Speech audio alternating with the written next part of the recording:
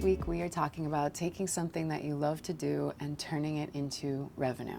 If this lights you up, the idea that you could incorporate something that's already going on in your life in just a little bit more of an intentional way and actually make more money out of it, but still have more time in your life, then this video is going to be for you. Also know that I'm doing a live training on August 19th, so if you see that video before then, there's a link below. You can sign up for the live training and then you can have one-to-one coaching hot seat time with me, and you're also going to learn a very, very fantastic formula that I am sharing so that you can create your own brand. You do not have to be a professional creator, but if you are a creator, an entrepreneur, or a coach, and you have something else that you know that you have a talent for or a knack for, and you'd like to monetize it in some way that feels authentic and not too crazy in terms of taking all your time and all your energy and lots of investments, this video is going to be for you. I filmed it in a little bit of an unconventional way. I'm gonna have one-to-one coaching time with someone that I'll show you a video of. We actually stood around in a pool just having a conversation, and I thought it would be a really valuable conversation, so you're gonna see some clips from that. We are going to be talking not only about how you can take something that you love to do and turn it into revenue, but how important storytelling in your marketing is in order to do that. If you don't know yet, my whole thing is basically saying that you have a lived experience that is fascinating and unique to you, and everybody is interested in it. And once you learn how to tell that story, and you also offer the service, talent, or gift that you have in a way that people can relate to, boom, boom, boom, whatever you love to do can be turned into revenue. I've been doing it for the past 12 years and just gotten more and more and more legit at it. And by legit, I mean sustainable and not all over the place. Let me introduce this conversation we were having in a pool. So I have lots of conversations with incredible creators, as you know. That's why I started this YouTube series, and this conversation was no less amazing. It's really simple though, and seems like just an everyday conversation, and that's what I wanted you to see. So in this snippet, you'll see a few things. Number one, she already really knew inside of herself that she had this idea of something that she wanted to do, probably just like you. But number two, she was kind of telling herself a story that maybe she was crazy, maybe she couldn't really do it. And number three, what she found out is that she really just didn't know where to start. And lastly, number four, she couldn't figure out where to start because she kept stopping herself by telling herself that it wasn't really gonna work. So maybe just pause and listen to those 4 points again, because if you are someone who has had ideas for things that you love, that you want to turn into revenue, but then you stop yourself, or you kind of start but you don't really commit to it, or you don't really get the results that you want to and you don't know why, I guarantee you it's probably one of those 4 things. So let's dive in.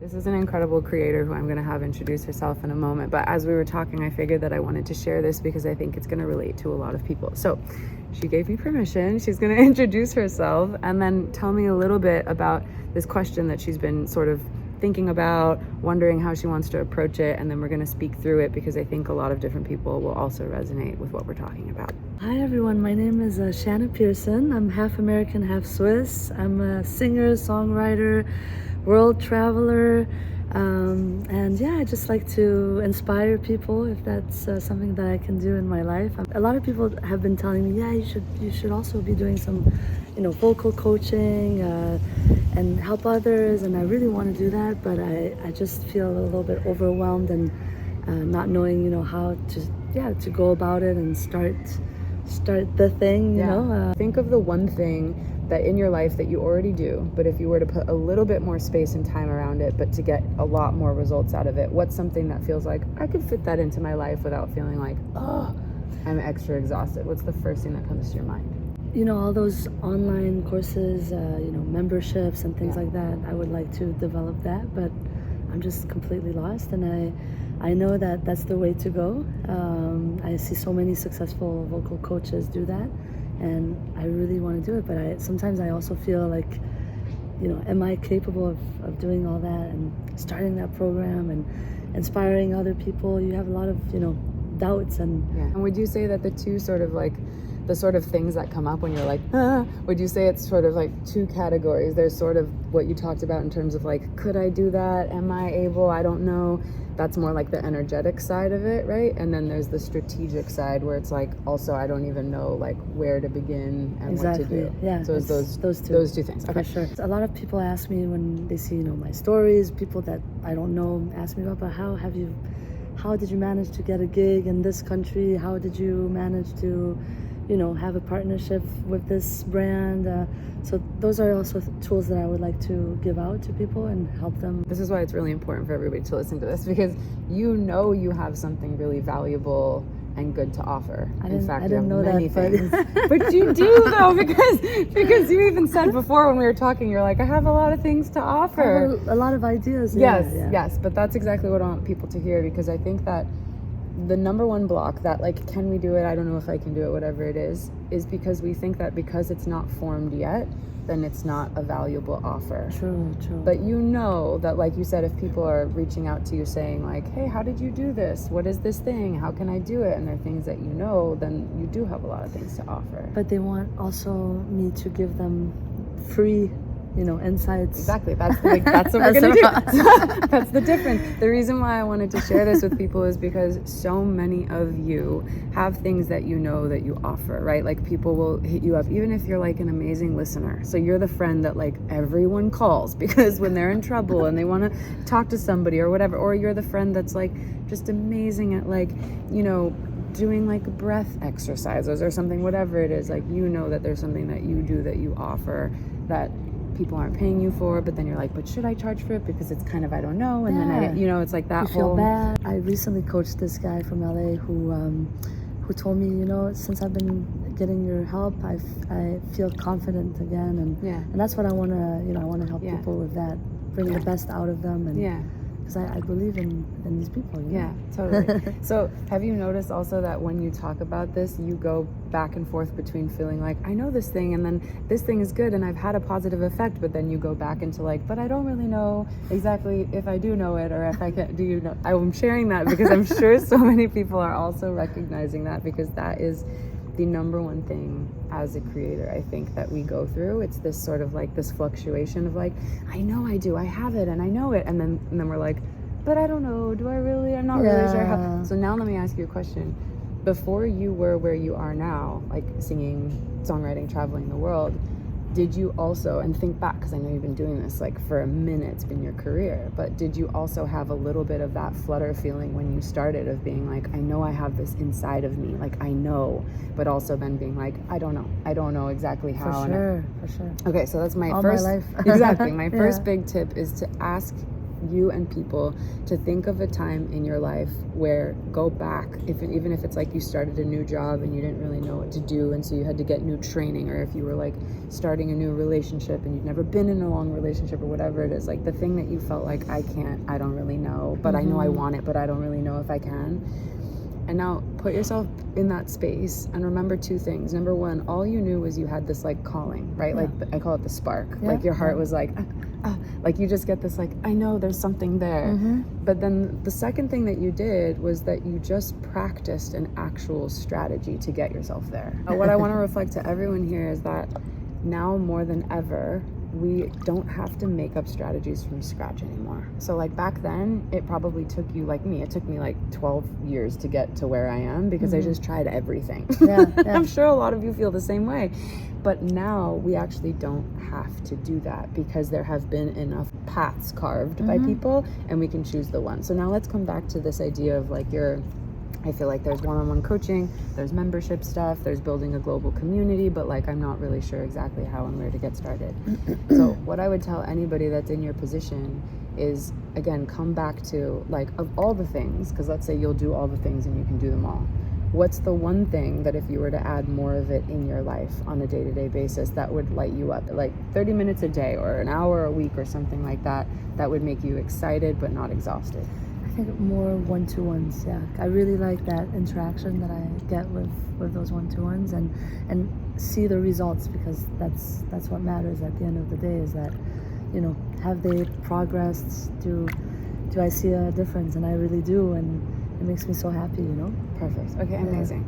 So I just want to show you guys that also part of the work that, and if you've been in my courses or you take any classes with me, you know that what we do is we start with the big vision where you're like, I want this thing, it's the membership and the this and this and the community, and then we go like all the way down to like, but just today, right now, as I am, what's the thing that I could do that would make me excited and not exhausted? So for you, that's like one-to-one coaching right now. Mm-hmm. So now let's talk about, let's say I was like, okay, Shana, start it, like just go. Like what's the next thing that comes up for you where you're like, is it like I don't know how to find people, or I don't know how do I promote it? Because on my social media, it's about my singing, it's about my concerts, it's about my music. It's not about me coaching people. People don't know that I do that. There's just a few people that I coach that they reached out to me because they were interested, but I haven't promoted it, and so I think it's a new. It's kind of weird. It's also like, how do I bring that thing into my brand without it being weird? Okay, that's a perfect question, because again, as a creator, I feel like so many of us are like, but I don't know how to show that I'm also doing makeup even though I make shoes. Like it's weird, like it will confuse people. I don't know what to do. My quick, easy answer to you would be, because people know you for your concerts and your music and you as an artist, then it would be in your stories, just starting like in your Instagram stories or something like that. It would be, let's say you sing a little bit of a song and then you talk about how you figured out how to sing those bits of that song. And then even telling somebody like, you see what I sing, you think it's so easy, but this journey for me has been like learning how to actually figure out my way through my own voice and figuring out, it becomes the storytelling of you talking about your journey to where you got to. Yeah. And then there's all these little tiny things that you can start dropping into your stories so that people reach out to you and say, hey, I saw you talking about your own vocal journey. I'm actually on my vocal journey and I'm wondering, like, do you teach people? Do you work with people? It's like, it's pretty simple, right? But don't you think some people will get confused? They're going to be like, but I follow you because about your Let me ask you a question. coaching. Who's one of your favorite artists, like big female artists that you love? I love her. Okay, perfect. Imagine if her on her stories was talking about like her journey to finding her voice. Would you be confused? Not that part. No one would be confused if you talked about your vocal journey. True. Yeah. This is important. This is the work. We have a construct of who we are, and it becomes a little bit of a trap. Yeah. So I'm challenging you. Is it possible that there's some part of your own idea of who you are that you would need to challenge in order for you to feel comfortable with it? And so that's why you're saying that other people would be uncomfortable with it, but is it because it's actually you that feels uncomfortable with it? Maybe. Yeah. So then what we would do is we would do that work together. I wanted you to see that you might have thoughts, ideas about things for yourself as an entrepreneur or things that you can monetize, and you just tell yourself, this is just everyday things. Everybody thinks this stuff. What's different about my idea? What's going to be different enough about me that anybody's going to want to do it? Not knowing if you really can do something is actually the same as not knowing how. Once you start realizing how to do it, you realize that you can. So let me tell you now how we unraveled it in the rest of that coaching session. Once we figured out that what was really stopping her was her feeling that maybe people wouldn't get it, or maybe she was just a little bit scared to do it, we started just diving into the fear. What is that fear really about? Is it a fear of people not understanding you, misjudging you, not valuing you? And once we were able to see that, everything got so much easier from there. And that's what I really want you to understand. Once we get to the biggest block, the thing underneath our procrastination or our excuses or our just delayed action, everything becomes so much easier. So as you notice in that session, the block that we got to was her realizing that maybe she was just a little bit scared of doing something new and presenting something new to an audience that hadn't seen this side of her before. And once we were able to identify that that was a block coming from her internally, but not necessarily a limit in the external world, we were able to just create the strategies and pathways in order for her to know exactly how she wanted to structure her offers and get excited. That's the kind of stuff you can pretty much find all over the internet. People are going to tell you how to monetize your offers and how to write your messaging and all the things. But here's the piece that people always miss. Your fears, the things that are blocking you, are also actually your gold mine, because they are the fears that you can help other people with. Your fears, the thing that stop you from taking the things that you love and turning them into revenue, those are the things that will actually create your whole marketing plan. Because I bet you anything that the people that are looking for the thing that you want to offer them, the coaching services, the creations, the products, whatever they are, they have something in common with you. And it's probably your fears. I know that seems really weird, but here's the reason why it's so important. If you're a musician creating music, or you're a painter creating art, or you are someone who just wants to turn shoemaking into a course, that is pretty common, to be honest. There actually are a lot of people who are making shoes and making music and making art. But what there aren't a lot of is someone who's making shoes, and while they're making these incredible shoes, they're also telling you something really personal about their life, their fears that they've overcome, the fear they maybe had to overcome in order to even be sitting here giving you this course right now. And when I look at 20 different people making shoes on the internet, and I decide who I'm going to buy from or who I want to work with, I'm going to choose the person who speaks to my fear, because I'm going to feel seen. So yes, this is an unconventional instructional video. I'm going to tell you all the other stuff about how you can take the thing you love to do and turn it into revenue by turning it into a brand and structuring an offer. Those videos are on the way.